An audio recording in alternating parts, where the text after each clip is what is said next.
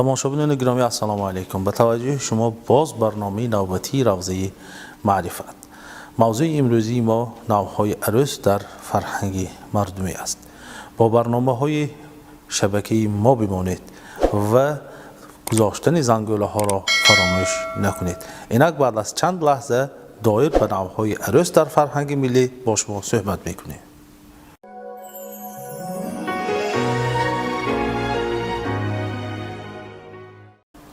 بینندگان گرامی، بسیار وقت در بین جامعه میگردیم و از خوشنامان ها میشنویم که عروس هاشون را، کلین های خانوادهشان را طعنه میزنند یا تنقید میکنند و گاه ها برعکس آنها را تعریف میکنند. یک گروه میگوید که کلی من خوب است، یک گروه میگوید کلی من ناخوب است و همین گونه بحث ها در جامعه ادامه دارد. اما در فرهنگ مردمی برای چگونه بودن کلین ها یک معیار است، یک عنعنه هست، یک عادت است که کلین ها را به نوها جدا می کنند و این چگونه نوها هست، چگونه تقسیم می شود، در ادامه صحبت با شما می گوییم و از شما خواهش می کنیم که این لحظه برای برنامه ما گذاشتن زنگوله ها و لایک ها را فراموش نکنید. خوب، در فرهنگ مردمی عادت چنان است، عروس باید از خوشنامان پایانتر باشد، یعنی قدر خوشنامان در نزد عروس باید بلندتر بماند. از این نقطه نظر در فرهنگ مردمی خوجند همین گونه عادت است که وقتی که عروس به خانه داماد می درآید، وقتی که عروس به خانه شوهرش در آمدنی می شود، خوشدامن یعنی مادر شوهر به یک بلندی می ایستد. گاه ها چنین هم بعضی ها چنان افراط هم میکنند و به بالای بالاخانه برآمده میستند، به بلندی برآمده میستند. این معنای آن دارد که من از کلین، یعنی قدر من بالاتر است. یعنی منطقا گیریم این درست است. از یک جهت او مادر شوهر است، از یک جهت او زنی کلانی همین خانواده است و باید به قدر درکاری از جانب عروس او حرمت خودش را پیدا کند. و از طرف دیگر خب باز یک عادت دیگر هم هست که برای آنکه عروس به خوشنامان و به اهل خانواده معقول شود، در برابر دیدن عروس خوشنامان پیش از به عروس نگاه کردن به شعله، به آتش، به شمع نگاه میکرد. یعنی به همین معنی گفته میشد که عروس باید به خوشنامان گرم تابد، یعنی مثل آتش گرم تابد. و همین گونه حالت ها هم شده است که خوشنامان ها پیش از عروس را دیدن گاز را درگراندند و همان شعله گاز را دیده بعد عروس را دیدند، با همین با عروس آشنا شدند. یعنی این یک فلسفه دارد. خوشنامان خودش را آماده میکند که عروس برای او گرم باشد، به خانه او عروس با نگاه گرم، با چهره گرم بیاید، با روی خندان بیاید. یعنی این شناختی عروس می شود با راهی گرم، یعنی گرم، نگاهی گرم و گم کردن سردمهری، گم کردن هر گونه خیال‌های خام، فکرهای بد می شود.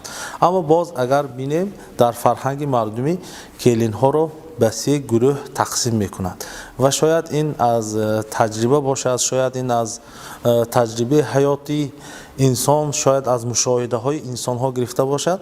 یعنی یکم کلین را میگویند کلین یکم اصل کلین، کلین دویم شکر کلین و کلین سیوم کسل کلین.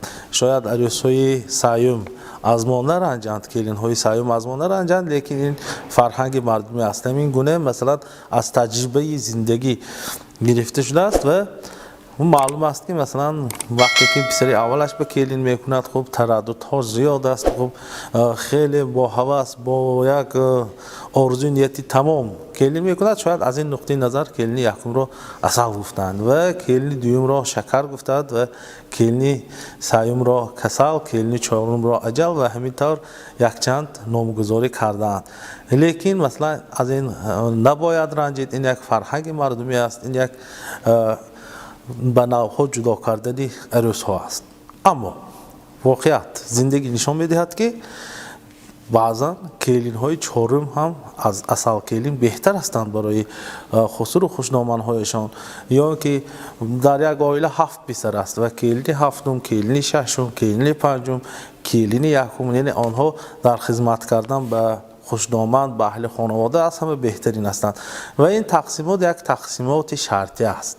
یه نوعهای کلین های مثلا اصل کلین، شکر کلین، خب دیگر نمودهای کلین ها رو جدا کردن، این هم یک شرطی است.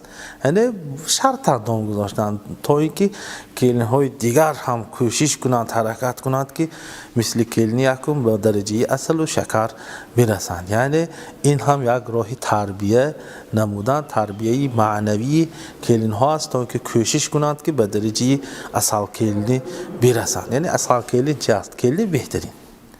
شکر کلین چی است؟ کلین خوب، کلین خدمت کننده به اهل خانواده.